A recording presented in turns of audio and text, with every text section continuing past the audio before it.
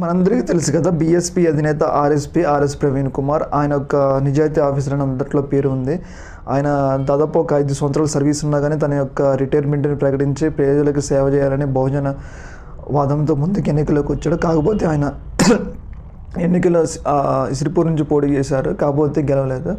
అయితే రీసెంట్గా ఆయన బీఆర్ఎస్ అధినేత కేసీఆర్ని మీట్ అయ్యి మేమిద్దరం పొత్తుతో ముందు రాబోయే ఎన్నికల్లో పొత్తుతో వెళ్తామని అయితే ఆయన ప్రకటించడం జరిగింది. ఇలా ప్రకటించడం వల్ల ఒక భిన్న అభిప్రాయాలు అయితే వ్యక్తమవుతున్నాయని మనకు అర్థమవుతుంది. ఎందుకు అంటే ఆయన దాదాపు అసెంబ్లీ ఎన్నికల వరకు కేసీఆర్ మీద తీవ్రమైన పోరాటం చేశారు. పేపర్ లీకేజీలు మరియు వివిధ రకాల కార్యక్రమాలు, గురుకులాల్లో మహిళల పిల్లలకి సరైన సౌకర్యాలు అందించకపోవడం, ఇలాంటి అంశాలపై అయితే ఆర్ఎస్ ప్రవీణ్ కుమార్ తీవ్రంగా కేసీఆర్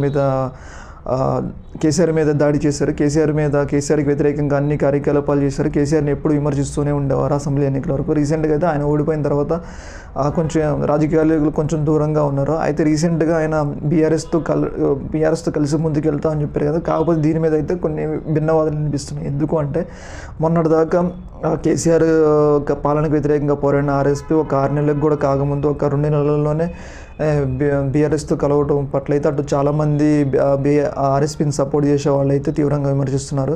ఎందుకు అంటే ఒక రాజకీయాల్లో నీతి నిజాయితీ ఉన్న వ్యక్తులు ఇట్లా కేసీఆర్తో కలవడం మనందరికీ తెలుసు. కేసీఆర్ ఎంత అవినీతి చేసిండో అట్లా బీఆర్ఎస్ రాజకీయ నాయకులు, ఎమ్మెల్యేలు మరియు చాలా అవినీతి చేసినారు కదా. ఈ యొక్క అవినీతి చేసిన వ్యక్తితో ఎలాంటి అవినీతి చేయని ఒక ఆర్ఎస్పీ ఇప్పటిదాకా చాలామంది నమ్మకం ఉండే ఆర్ఎస్పీ మీద.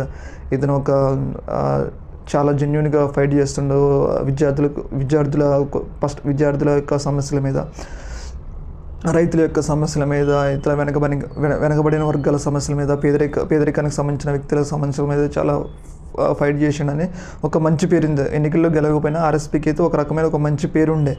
కాకపోతే ఈ యొక్క పేరు అనేది ఇట్లా బీఆర్ఎస్తో కలిసి వెళ్తుండని ఆర్ఎస్పీ అనే తెలంగాణలోనే చాలామంది విమర్శలు చేస్తున్నారు. ఒకవేళ మీరు అసెంబ్లీ ఎన్నికలకి పార్లమెంట్కి అనదలుచుకుంటే వేరే పార్టీ, కాంగ్రెస్ కానీ వివిధ పార్టీలు ఉన్నాయి కదా, వాటితో పొత్తు పెట్టుకోండి. మొన్నటిదాకా మీరే విమర్శలు చేసి మీ యొక్క వ్యతిరేకంగా పోరాడిన వ్యక్తితో మీరు పొత్తు పెట్టుకోవడం అయితే చాలామంది జీర్ణించుకోలేకపోతున్నారు. చాలామంది కూడా బీఎస్పీ పార్టీని వేరే పార్టీల వైపు వెళ్తున్నారు. అలాగే ఇంకొక కీలక విషయం ఏంటంటే చాలామంది వినిపిస్తున్న వాదన అంటే బీఎస్పీ పార్టీని తీసుకొచ్చింది కేసీఆర్ ఎన్నికల్లో ఓట్లు తేల్చడం కోసం, కాంగ్రెస్ మరి బీజేపీకి నష్టం చేయడం కోసం అయితే ఇండైరెక్ట్గా వీళ్ళిద్దరికి ఎన్నికల ముందే పొత్తు ఉంది. ఆ యొక్క పొత్తు ఇప్పుడు బయటపడిందని అయితే చాలామంది ఆర్ఎస్పీకి సంబంధించిన వ్యక్తులు, చాలామంది కొంచెం రాజకీయ విశ్లేషకులు అయితే చేస్తున్నారు. ఏదేమైనా కానీ ఆర్ఎస్పీ బీఆర్ఎస్తో కలవడం అనేది ఒక చాలా చారిత్రాత్మక తప్పిదని బీఎస్పీకి సంబంధించిన వ్యక్తులు మరి ఆర్ఎస్పీని అభిమానించే వ్యక్తులు అయితే అభిప్రాయపడుతున్నారు.